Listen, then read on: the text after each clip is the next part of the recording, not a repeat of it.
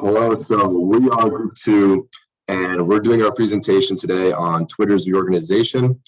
We're talking about what can and cannot be explained, and the article we used for this presentation was from the New York Times. So my name is Evan Humber. I'm a business analytics major, and I'm a junior. All right, my name is Jonathan. I'm also a business analytics major. I'm also a junior. My name is Adam Montalongo. I'm also a junior studying finance and general management. My name is Hayden. I'm also a junior studying finance and marketing. My name is Katerina Soling, and I am a junior studying supply chain and operations management. My name is Cameron Whitaker. I am a senior in accounting. Okay, so as you all know, Twitter has been acquired by Tesla's and SpaceX founder Elon Musk. Our presentation is based on a series of strategic decisions made by him and his team. So for our agenda, we have, let's take an overview of, for our agenda, we are doing a brief introduction of Twitter under new ownership, and we're going to look at the recent actions that can be explained and those are not, and how can they do better. Okay. So let's take an overview of Twitter. Twitter is a pretty well-known tech company founded in 2006. It's differentiated itself from blogs, which were popular at the time. So a tweet contains fewer sentences and is less formal than a blog. Twitter gained massive popularity in the past decade and is currently one of the biggest players in the social media industry. Its revenue is mainly dependent on advertising, given Twitter is free to use, and it is a 7,500 employee company until recently.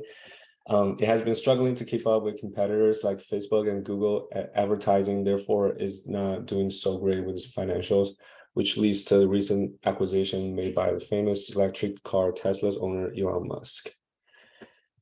So the new Twitter, after the $44 billion acquisition, the new management team has been taking a drastic approach to cut costs.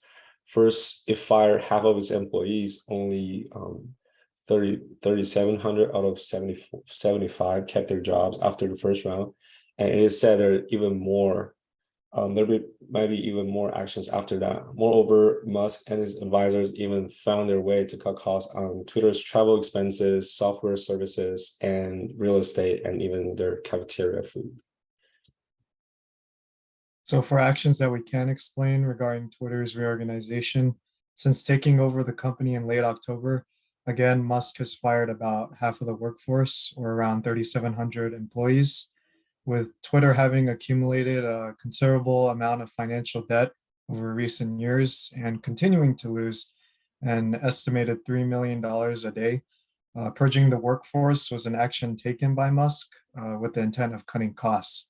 He also stated how he was unsatisfied with the general employee performance and that he needed more extremely hardcore employees who would be willing to work long hours at high intensity.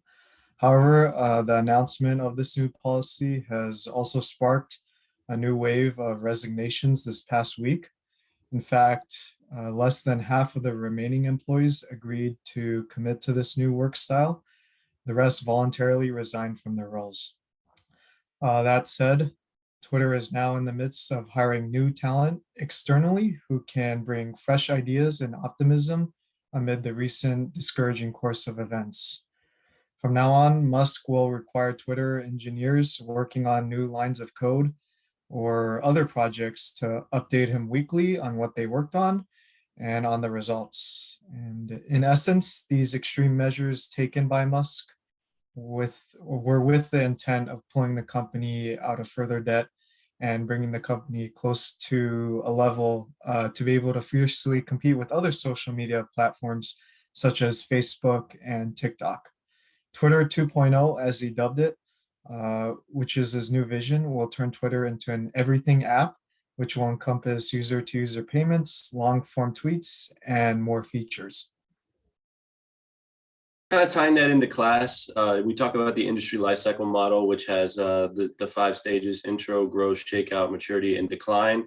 The social network industry in particular, I would say, is in the maturity stage. So part of the reason these layoffs make sense and are explainable is because businesses in the maturity stage need to focus much less on new product innovations, such as code development and things like that, adding new features to the app, and more on process innovations. How can they make their day-to-day cheaper and more efficient? So because of that, they had a lot of really high quality engineers that they were paying a lot of money to not really develop a lot. They were kind of already adopting this process innovation process, and because of that, they weren't building all of these new things, and all those people that they were paying all of that money, they just weren't creating as much value as they could have been, strictly due to the way the company was operating at the time, and still currently is operating now with less personnel. Because they were performing these routine tasks at a marginally diminishing rate. So on the right side, I have the industry lifecycle. And as you advance down that line, product innovation goes down and process innovation goes up. So kind of continuing on with the explainable actions, these layoffs open the door for more motivated workers to join the company. So Elon Musk is a very popular figure among like the tech sector in particular. He's looked up to by a lot of aspiring engineers and even current engineers. He's done some pretty cool things with like Tesla and SpaceX, and has gained a lot of respect for that. You know, a lot of people don't like him as well, but there are a large number of skilled engineers who like what he does, and would like to work for him. So firing people that, you know, he sees as lazy or unmotivated, whether they are or not, that's how he sees it. And as the CEO of a private company and simultaneously the owner, he has the right to do so. That opens up spots in the company for people that would, you know, fit better under his leadership. People that, you know, don't mind working extremely long hours under harsh working conditions because they feel that in some way that gives them merit under Elon. So there's tons of people out there that are going to be willing, and not only willing, but lining up to work for Elon. So there will be no shortage of talent should he need talent to come on board down the line. You know, if something was going wrong, or if they wanted to get back into more of a product innovation, you know, operation. So also there was cost cutting elsewhere. Mentioned earlier, Musk eliminated a bunch of free lunches. He declined to reimburse for, you know, business related travel, which wasn't really business related, and a bunch of things like that. Even company cards were getting declined at like farewell events at bars and things like that. So this was all in an effort to save money where funds were sort of being abused. Twitter's been losing money for a long time, and Elon coming in, his goal was to make it profitable and back to, you know, not even necessarily back, but to a point where it's actually a useful, worthwhile, and growing sustainable company. So all those things really make a lot of sense for what he's doing, but there are also things that definitely don't. All right, so there are a few things that we cannot explain from these articles. To start, Elon has removed a lot of regulations on the Twitter platform and allowed full freedom of speech. And while this may seem like a great idea, this has allowed the spread of lots of false information. And his sole reason for allowing this was to try to make Twitter even more profitable. However, most of their company's revenue comes from their advertisement efforts. And because of this, many big corporations have been reluctant to advertise on Twitter. Elon recently received a lot of backlash for posting a poll on his Twitter page about whether or not he should unban Donald Trump from the platform. And the president of the NAACP, Derek Johnson, stated that after a meeting with Musk and many big advertisers on Twitter, that until actions are taken to make Twitter a safe space, corporations cannot in good conscience put their money behind Twitter. Twitter must earn its advertisers by creating a platform that safeguards our democracy and rids itself of any content or account that spews hatred and disinformation. And with that being said, many companies, including American Express, Coca-Cola, McDonald's, General Motors, and many others have halted their advertising efforts on the platform. And another action that we cannot explain is Elon's childish behaviors on Twitter after he fired thousands of employees. Elon sarcastically tweeted, "I would like to apologize for firing these geniuses. Their immense talent will no doubt be of great use elsewhere." He was later seen on Twitter mocking a former employee, suggesting that the employee's Twitter posts were caused by a tragic case of adult onset Tourette's. These claims can really diminish the brand image of a failing company. Twitter is currently operating at a loss of roughly $3 million a day, with that number increasing more and more as many companies are pulling their advertisements off the platform. Musk should not be publicly nor privately making such controversial statements towards anyone, especially his former employees, showing how truly immature he is. All right, so we've talked a lot about, some of the explainable actions that Musk has taken and some things that weren't explainable. And so now we're going to talk a little bit about better options for Twitter, maybe things that we would do a little bit differently and how Twitter could be handling some stuff better with this new management coming in. So the first thing is that we think that layoffs should be more calculated. So obviously it's very important to make Twitter a profitable company. And it's kind of crazy that Twitter wasn't profitable in the first place. So the layoffs need to happen. But something that I think is important to acknowledge for technology and media companies is that the software engineers within the company are really a source of competitive advantage. And if you look at Reorg for software engineers, are software engineers valuable? Yes, they are. Are software engineers rare? Absolutely. It's pretty hard to get good software engineers. Are they imitatable? No, it's hard to imitate software engineers that already work at a different company. Now, are they organized? Yes, they're working at Twitter, building new platforms and doing things. And so, he needs to get rid of some of those software engineers, but by just getting rid of half of the company, it's really hurting a lot of his competitive advantage and removing part of what makes Twitter and these other tech companies great. So I think that Musk should do is be more calculated about who he lays off and ensures that top performers stay with Twitter. So maybe over the course of a couple months within the company, he make some metrics, find ways to address these engineers, and then keep the ones who are really good and get rid of the ones who aren't doing much and are kind of bad engineers.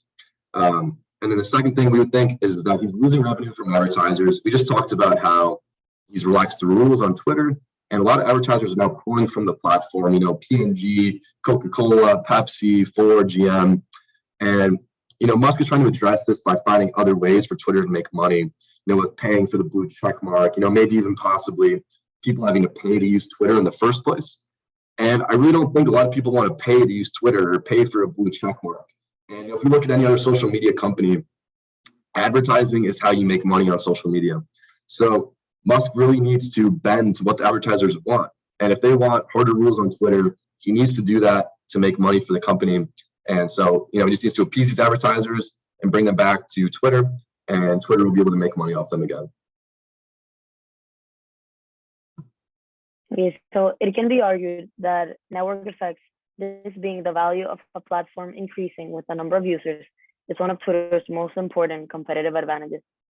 Like we were talking about previously, if Elon Musk's actions on Twitter and the new rules he has been implementing keep driving off big institutions and celebrities from using the app, this will cause Twitter to become less attractive for their consumers.